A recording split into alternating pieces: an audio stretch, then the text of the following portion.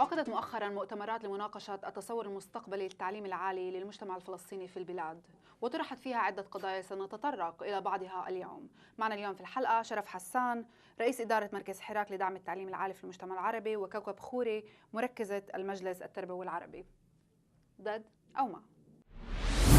محورنا الأول لليوم: وجود جامعة عربية يساهم في تطوير الاهتمام بالمصلحة العامة. ضد أو مع؟ شرف، شو بتقول؟ أعتقد أن وجود جامعة عربية تأتي لتلبية احتياجات المجتمع العربي في البلاد ستساهم في دفع المصلحة العامة. أنا ضده معه، يعني بمجتمعنا تحديدا اللي فعلا في نقص واضح لمؤسسات تمثيلية اللي هي بتهتم أو على الأقل تمثيلية للمجتمع الفلسطيني في في الداخل. في حاجة ماسة لإقامة مؤسسات من هذا النوع وجامعة بالذات عربية. نظريا أنا مع البند اللي طرحتيه عرين، لكن للأسف في مجتمعنا تحديدا وفي أرض الواقع مجتمعنا مشرذم، مجتمعنا موجود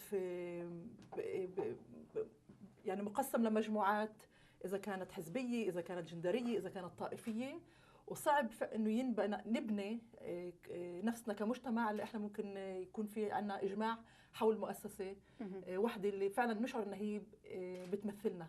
أكثر محل إلا الحوار بحد ذاته هو إشي بيغني مجتمعنا وبيغني التجربة الجامعية للطلاب، ومش إشي مش الإشي السلبي. يعني بلاش نروح للحالات المتطرفة أكيد. بس لأن نحكم على أمور ونطلع إنه كل شيء سلبي في مجتمعنا. إذن للتلخيص، في حين كوكب بتقول إنه تأطير الطلاب بالجامعات سياسيا هو أمر مهم، ولكن على الطلاب إنه ما ينسوش إنه وجودهم بالجامعات هو لهدف الحصول على لقب تعليمي وإنهم يتميزوا.